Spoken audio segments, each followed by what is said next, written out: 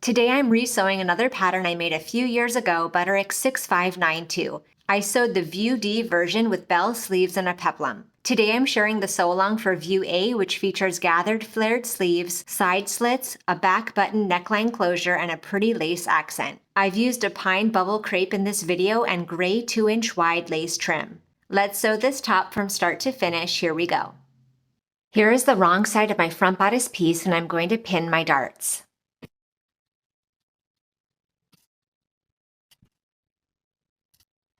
Sew from the outside edge to the point, leaving thread tails at the point so you can tie them in knots.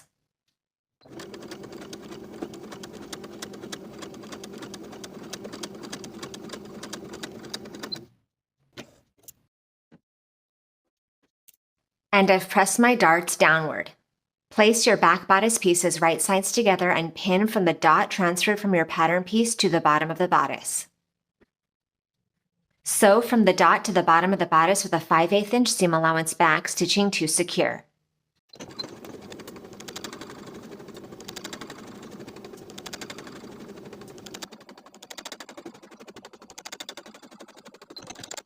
I've pressed the entire seam allowance open, including the seam allowance of the unsewn portion above the dot. At that dot marking, I'm going to clip to the seam allowances on both sides from the raw edge to the dot. Do a rolled hem on both sides of this slash opening, just tucking that raw edge under to meet the crease of the seam allowance, and pinning in place.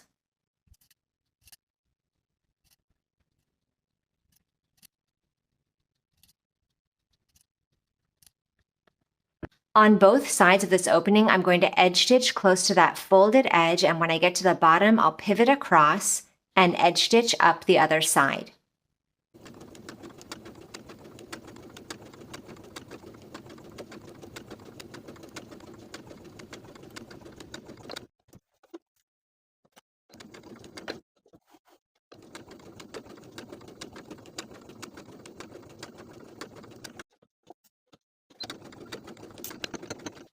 Now those opening edges are finished, and we can finish the remaining raw edges from the top of where we slit into the seam allowance to the bottom of the bodice on both sides.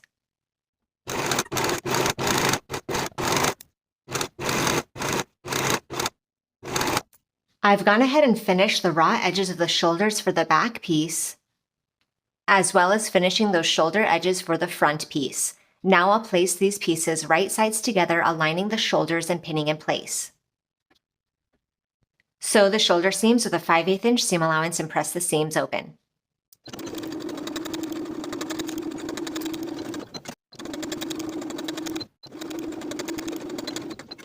To finish the neckline edges, the pattern calls for 1/2 inch wide single fold bias tape. I've just cut a strip of main fabric on the bias 1 inch wide. I'm going to fold one short edge of the bias tape to the wrong side by about 3/8 of an inch. And I'll place that folded edge at the opening of the back neckline.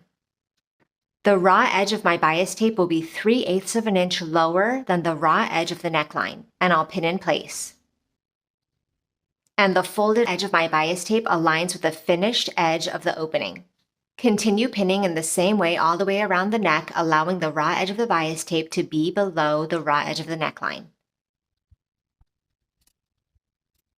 Once you've pinned the bias tape all the way around the neckline and you're back at the other side of the back opening, we're going to fold the bias tape to the wrong side by 3/8 of an inch on this time as well, and you can trim off any excess. Sew the bias tape to the neckline all the way around with a 5/8 inch seam allowance.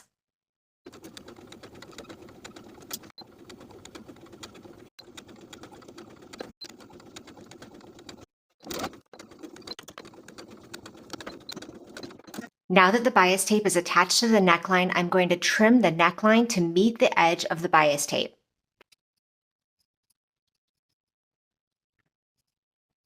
Turn that lower raw edge of the bias tape to the inside of the garment right along our sewn seam. And give that neckline edge a good press. Now I'll take the raw edge of the bias tape and fold it to the seam line of the neckline.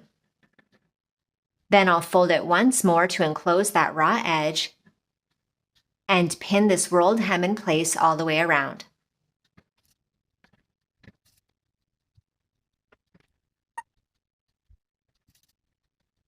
Now that the bias tape is tucked and pinned all the way around, I'm going to edge stitch from one center back along the folded edge of the bias tape all the way around the neckline to the opposite center back.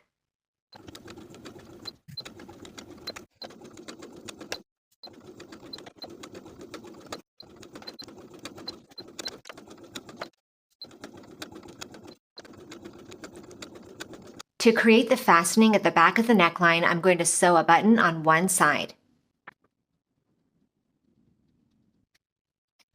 And along the opposite edge, I'm going to sew a loop of thread to wrap around the button.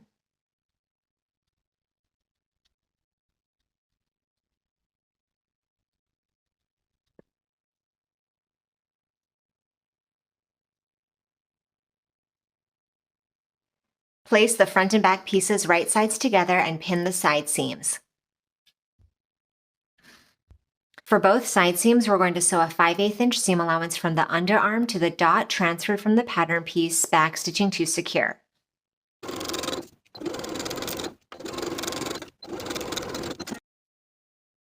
Here, one of my side seams opened out, and I've gone ahead and pressed that seam open from the underarm to the bottom of the garment, pressing both sides of that bottom slit in the same way as we did for the center back opening earlier.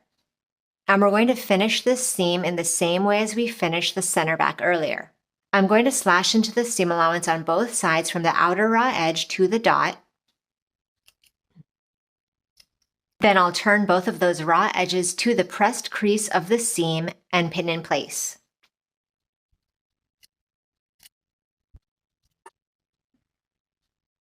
Now I'll edge stitch along the folded edge of the fabric, pivoting along the top, edge stitching back down the other side.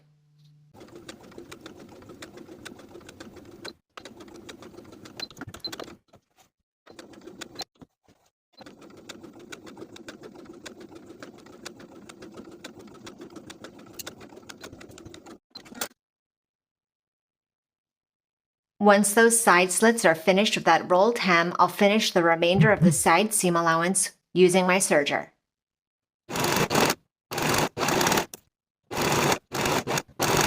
Here is the bottom raw edge of my back piece, and I've gone ahead and folded the raw edge to the wrong side by 5/8 of an inch all the way across.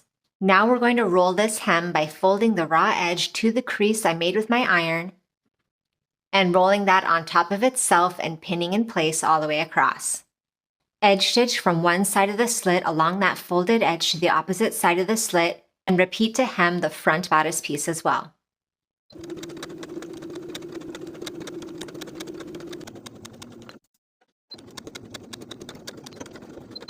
Sew basting stitches along the top edge of your sleeve piece from one side to the other. Then pull those basting stitches to gather the top edge of this piece. Place the top gathered edge of this piece right sides together with the bottom of the top sleeve piece. Pin in place, matching the notches.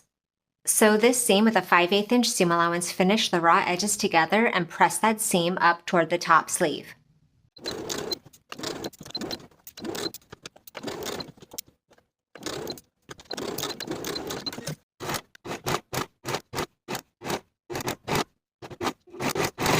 Finish both side edges of the sleeve separately.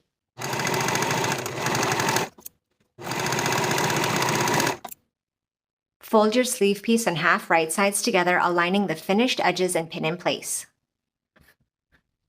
Sew this underarm seam with a 5/8 inch seam allowance and press the seam open. Fold the bottom raw edge of the sleeve piece to the wrong side by 5/8 of an inch. Then form a rolled hem along this bottom edge as we've done previously, tucking that raw edge to the crease and rolling to create a fold, pin in place all the way around. Edge stitch along that upper inner fold all the way around. I'm going to be adding 2-inch wide lace to the bottom of the sleeve, starting from the seam all the way around. I'll place the raw edge of the lace at the seam and align the bottom edge with the bottom finished edge of the sleeve, and pin in place all the way around.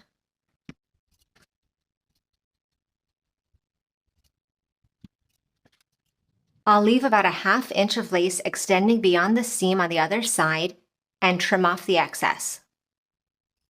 Then I'll tuck that excess lace to the wrong side and pin in place on top of the raw edge on the other side.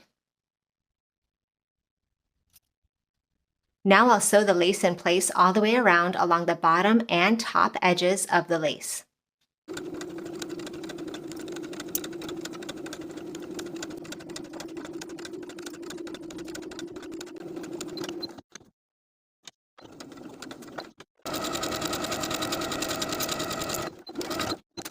And then to close this gap in my lace, I'm just going to sew it together using a running stitch.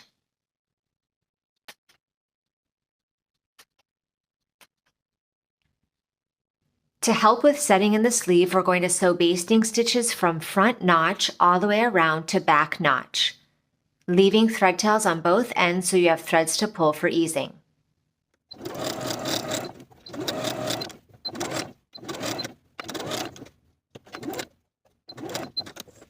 Place your sleeve right sides together with its corresponding armhole and pin in place at the underarm seams and the notches.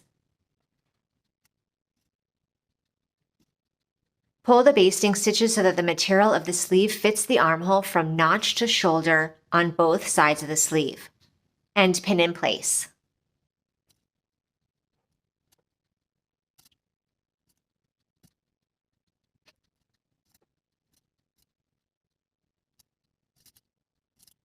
Sew your sleeve into the armhole with a 5/8 inch seam allowance, sewing slowly and carefully so that you don't catch any puckers in those easing stitches.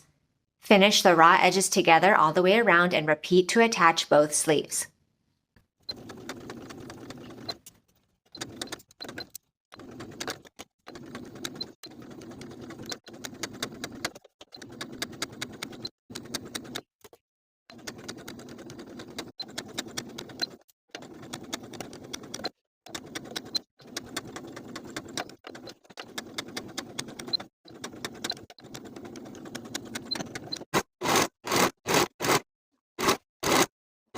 And now your top is complete.